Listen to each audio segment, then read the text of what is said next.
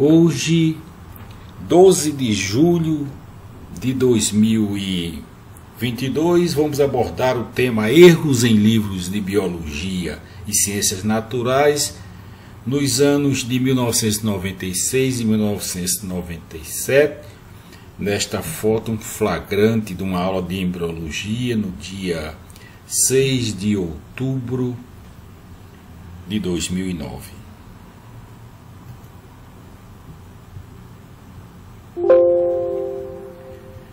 Aqui vocês estão vendo um livro com o seguinte texto: um novo indivíduo vem à luz geralmente depois de uma gestação de 48 semanas.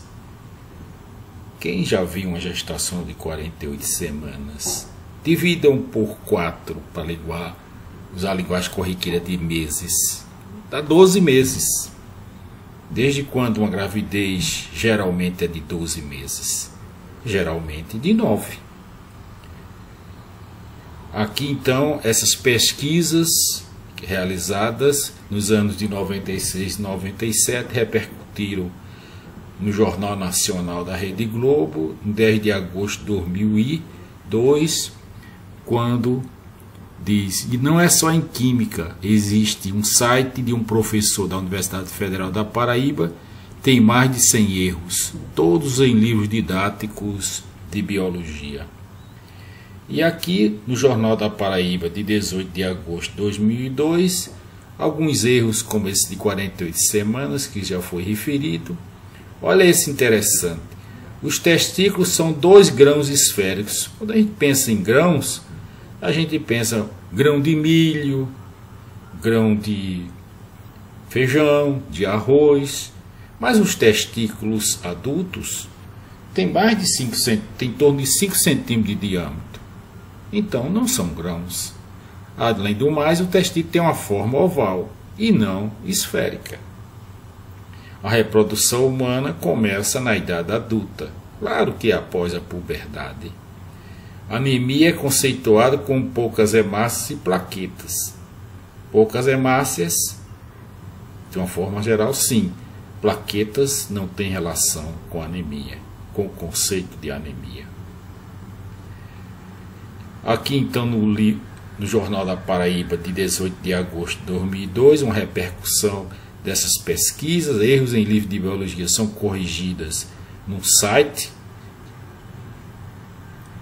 Aqui então essas 2 pesquisas que foram realizadas, seus objetivos eram subsidiar os professores para escolher o melhor livro didático para seus alunos e melhorar por tabela a qualidade do livro didático. Nessa última pesquisa de 97, em relação com o livro de Ciências Naturais, o corpo humano, no capítulo de reprodução humana, foram encontrados 1/3 dos erros, 223. Outras falhas nos livros que precisam ser melhoradas era a conduta antiética dos autores ao expor a identidade de crianças desnutridas e com síndrome de Down, quando era para ter uma tarja cobrindo os olhos.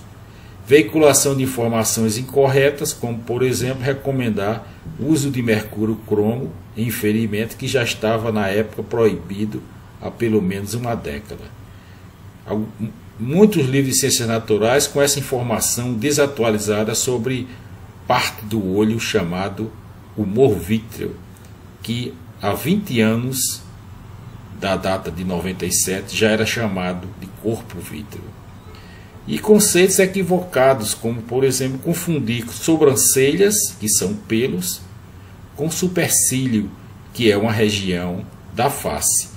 Um boxeador corta o supercílio e sangra, mas cortar uma sobrancelha, que são pelos, não sangra. Então não são a mesma coisa. Outras omissões identificadas na pesquisa é que os autores esquecem de alertar que as medidas anatômicas nos livros correspondem, isso é importante, esse alerta, ao indivíduo adulto. Isso é importante, pois os alunos poderão pensar, alunos principalmente crianças e adolescentes, que o seu pênis, por exemplo, não tem o tamanho que é registrado nos livros. Outro descuido é quanto às ilustrações, as imagens nos livros, muitas com qualidade sofrível e descontextualizadas. E os livros não têm citação de referências bibliográficas e nos erros não fazem errata. Alguém aí já viu uma errata no livro de biologia e de ciências? Coisa muito comum em qualquer livro que você comprar. Isso não desmerece a qualidade do livro.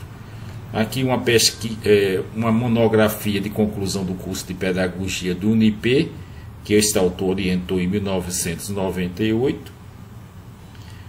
Alguns erros, então, nesse aqui, com a ilustração, como foi dito. Observe que essa imagem aqui é um desenho, não corresponde à realidade. Tem que ser alertado isso no texto. Senão, os alunos vão pensar que o pâncreas fica abaixo, por exemplo, do estômago, quando não é.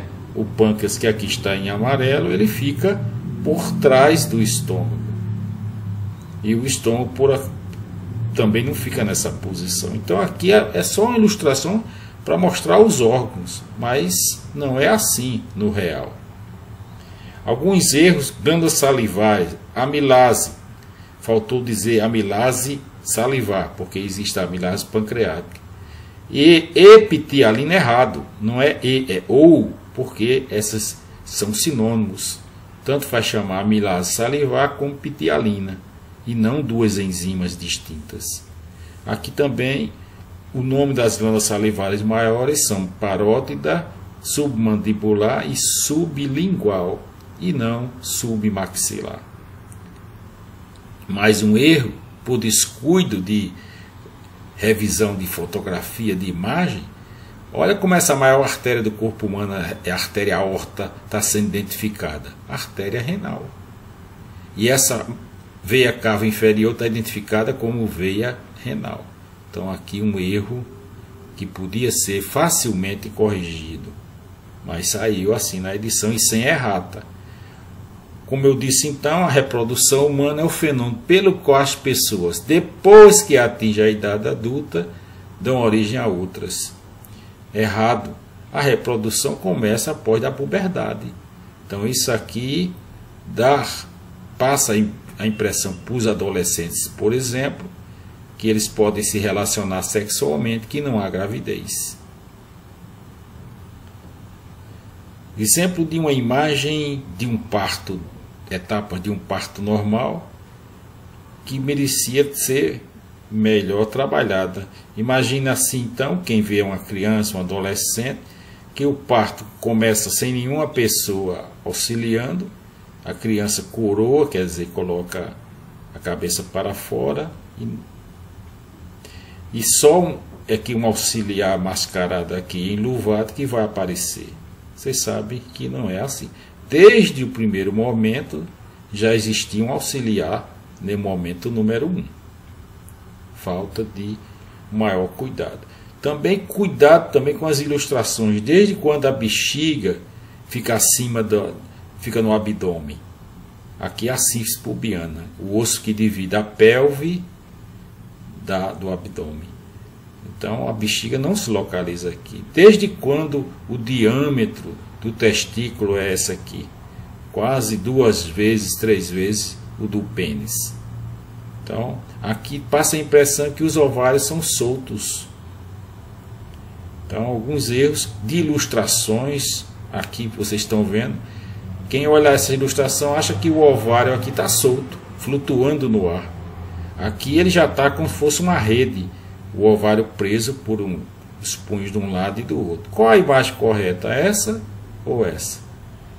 Olha que a tuba uterina aqui, a trompa de Falópio, termina nessas fímbrias. Essa região aqui chama pavilhão, a parte final, distal da tuba. E olha que aqui é em cima do ovário e aqui é por baixo do ovário. Então isso confunde os alunos. Outro erro aqui, ó, que o ovócito está aqui, vai ser fecundado, e o fluxo de espermatozoide está indo só para tuba como se ele tivesse um GPS, um radar para saber onde estava o ovo. E não perder tempo indo para o lado direito aqui que não tem o ovo. Isso aqui está errado. Tá certo é aqui embaixo. Os espermatozoides para as duas tubas, para essa e para outra. Então são erros que podiam ser. Mais alguns, crianças portadoras de lombriga apresentam barriga grande, dilatada e manchas esbranquiçadas no rosto, típica da verminose. Não sei de onde o autor tirou essa informação. Escorpiões são comuns em regiões desertas. Dá a impressão que no Nordeste, na sua casa, não tem o escorpião. Então essa forma de redigir precisa ser melhorada. Úlcera péptica, quando uma úlcera se aprofunda, atinge a camada muscular, a lesão de vaso sanguíneo que sangra. Não precisa chegar na muscular. Na própria mucosa e na própria submucosa já existem vasos sanguíneos. Outra informação incorreta. Mais algumas, hanseníase, o número de casos vem reduzindo. Muito pelo contrário. Quanto à estossomose maçônica, uma verminose, após a fecundação, as fêmeas depositam seus ovos nos capilares. Nunca, porque o ovo ele é 10 vezes mais calibroso do que o capilar. Não caberia dentro do capilar. O certo é dentro das veias. E os ovos possuem um espinho que propicia o rompimento dos tecidos e cai na luz intestinal. Fantasia pura. Essa espícula só é vista a microscopia muito pequena e incapaz de lesar um tecido. Quanto à tenese, o hospedeiro intermediário é o porco e o boi. Linguagem imprecisa. O certo é o intermediário é gado, suíno e bovino, porque a porca, que é a fêmea do porco, e a vaca, que é a fêmea do boi, também transmite. E não há como você diferenciar, se fosse assim, a carne de um sexo, se é masculino ou feminino. O escorpião, olha o que diz aqui, os escorpiões amarelo e marrom, mas omite que na região do Nordeste brasileiro, Paraíba, onde estamos inseridos, o principal escorpião é o Tícius stigmurus, e que não é nem citado nos livros. Outra omissão, doença de Chagas no coração, omite que acomete também o esôfago, que é o chamado megaesôfago chagásico, e o intestino grosso, megacolon chagásico. Muito obrigado.